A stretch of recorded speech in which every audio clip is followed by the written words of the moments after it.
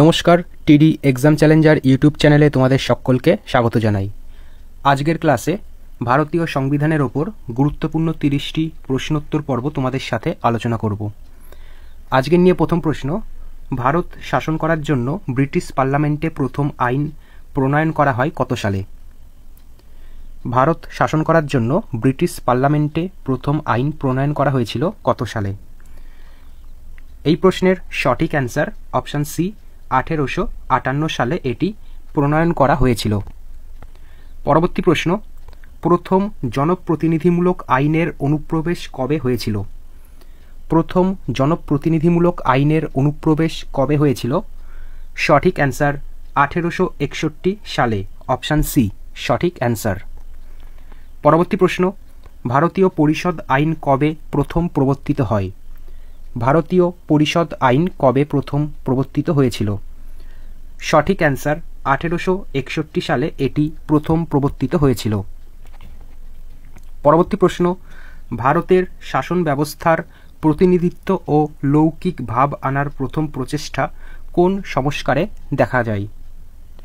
সঠিক অ্যান্সার মল্লমিন্টো সংস্কার 1909 সালে এগুলি প্রথম দেখা গিয়েছিল।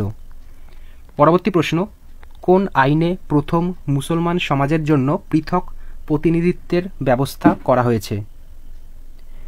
এই প্রশ্নের সঠিক অ্যান্সার 1909 সালে ভারতীয় পরিষদ আইন দ্বারা মুসলমান সমাজের জন্য পৃথক প্রতিনিধিত্বের ব্যবস্থা করা হয়েছিল। পরবর্তী প্রশ্ন, কোন আইনে প্রথম বাজেট উত্থাপনের সুযোগ অন্তর্ভুক্ত করা হয়? কোন আইনে প্রথম বাজেট উত্থাপনের সুযোগ অন্তর্ভুক্ত করা হয়? সঠিক অ্যান্সার 1909 সালে ভারতীয় পরিষদ আইন দ্বারা এটি সংঘটিত হয়েছিল। পরবর্তী প্রশ্ন, কোন আইনে প্রাদেশিক দ্বৈত শাসনের অনুপ্রবেশ ঘটে? নিচের কোন আইনে প্রাদেশিক দ্বৈত শাসনের অনুপ্রবেশ ঘটেছিল? সঠিক অ্যান্সার 1919 ভারত শাসন আইন, অপশান সি।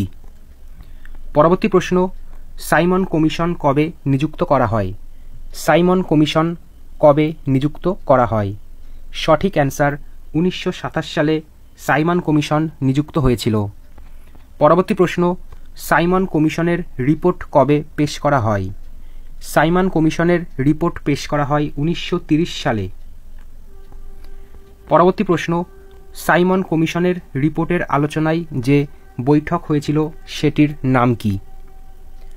সাইমন কমিশনের রিপোর্টের আলোচনায় যে বৈঠক হয়েছিল সেটি গোলটেবিল বৈঠক নামে পরিচিত।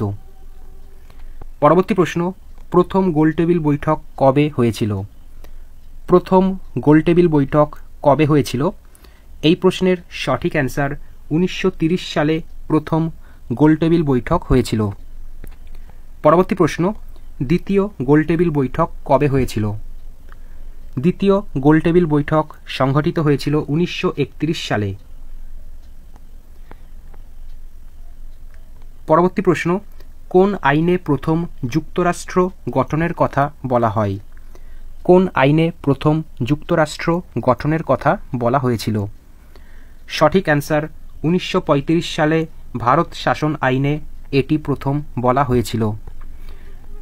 পরবর্তী প্রশ্ন, ভারতের স্বাধীনতা আইন প্রণীত হয় কত সালে? ভারতের স্বাধীনতা আইন প্রণীত হয় 1947 সালে।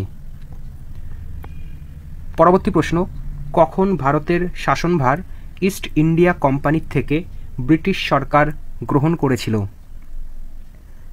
এই প্রশ্নের সঠিক অ্যান্সার 1858 সালে ভারতের শাসনভার ইস্ট ইন্ডিয়া কোম্পানি থেকে ব্রিটিশ সরকার গ্রহণ করেছিল। 16 দাগের প্রশ্ন, ভারতীয় জাতীয় কংগ্রেস কখন সরকারিভাবে জনগণের জন্য রচিত সংবিধানের দাবি করে? ভারতীয় জাতীয় কংগ্রেস কখন সরকারিভাবে জনগণের জন্য রচিত সংবিধানের দাবি করেছিল? সঠিক অ্যান্সার 1935 সালে। পরবর্তী প্রশ্ন, ক্রিপস মিশন কবে ভারতে এসেছিল? ক্রিপস মিশন ভারতে এসেছিল 1942 সালে, অপশান সি সঠিক অ্যান্সার। 18 দাগের প্রশ্ন, সিমলা সম্মেলন কোন গভর্নর জেনারেলের অনুরোধে হয়েছিল? সিমলা সম্মেলন কোন গভর্নর জেনারেলের অনুরোধে হয়েছিল? সঠিক answer Lord Wavell, option D. পরবর্তী প্রশ্ন, সংবিধান সভার প্রথম অধিবেশন কত সালে সংঘটিত হয়েছিল? সংবিধান সভার প্রথম অধিবেশন সংঘটিত হয়েছিল 1946 সালের 9 ডিসেম্বর। পরবর্তী প্রশ্ন, পাকিস্তানের জন্য পৃথক সংবিধান সভা গঠনের কথা কবে ঘোষিত হয়? পাকিস্তানের জন্য পৃথক সংবিধান সভা গঠনের কথা ঘোষিত হয়েছিল 1947 সালের 26 জুলাই।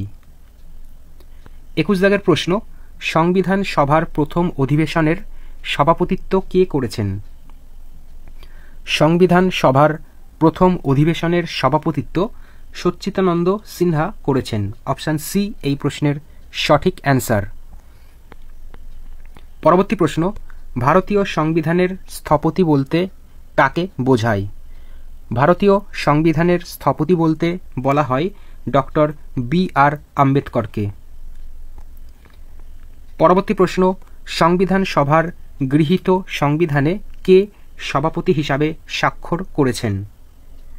সংবিধান যখন গৃহীত হয়েছিল তখন কে সভাপতি হিসাবে স্বাক্ষর করেন? সঠিক অ্যান্সার ডক্টর রাজেন্দ্র প্রসাদ। 24 দাগের প্রশ্ন, সংবিধান রচনার খসড়া কমিটির সভাপতি কে ছিলেন? সংবিধান রচনার খসড়া কমিটির সভাপতি কে ছিলেন? সঠিক answer doctor B R. Ambedkar, option C. পরবর্তী প্রশ্ন, সংবিধানে খসড়ার কয়টি পাঠ সংঘটিত হয়েছিল? সংবিধানে খসড়ার কয়টি পাঠ সংঘটিত হয়েছিল? এই প্রশ্নের সঠিক অ্যান্সার 3টি, অপশান সি। পরবর্তী প্রশ্ন, সংবিধান সভার সভাপতি কবে সংবিধানে স্বাক্ষর করেন এবং সংবিধান গৃহীত বলে ঘোষণা করা হয়? এই প্রশ্নের সঠিক অ্যান্সার 1949 সালের 26 নভেম্বর, অপশান সি। 27 দাগের প্রশ্ন, পূর্ণাঙ্গভাবে সংবিধান কার্যকারী হওয়ার তারিখ কোনটি? পূর্ণাঙ্গভাবে সংবিধান কার্যকারী হওয়ার তারিখ কোনটি? সঠিক অ্যান্সার 1950 সালের 26 জানুয়ারি, অপশান সি সঠিক অ্যান্সার। পরবর্তী প্রশ্ন, মূল সংবিধানের কয়টি ধারা ও তপশিল ছিল? মূল সংবিধানে কয়টি ধারা ও তপশিল ছিল? সঠিক অ্যান্সার 395টি ধারা ও 8টি তপশিল ছিল মূল সংবিধানে। পরবর্তী প্রশ্ন, বর্তমানে সংবিধানের কয়টি ধারা ও তপশিল আছে? বর্তমানে সংবিধানে 448টি ধারা ও 12টি তপশিল রয়েছে। আজকের এই ক্লাসের শেষ প্রশ্ন, পৃথিবীর সর্বাপেক্ষা বৃহৎ ও পুঙ্খানুপুঙ্খ রূপে ব্যাখ্যায়িত সংবিধান কোনটি? সঠিক অ্যান্সার ভারতের সংবিধান, অপশান সি। তো আজকের ক্লাসে টোটাল 30টি প্রশ্ন নিয়ে আলোচনা করা হলো ভারতীয় সংবিধানের পার্ট 1। এর পরের দিন এই ক্লাসের পার্ট 2 প্রকাশ করা হবে। ক্লাসটি প্রথম থেকে দেখার জন্য ধন্যবাদ এবং পরবর্তী নতুন একটি ক্লাসে দেখা হবে। ধন্যবাদ।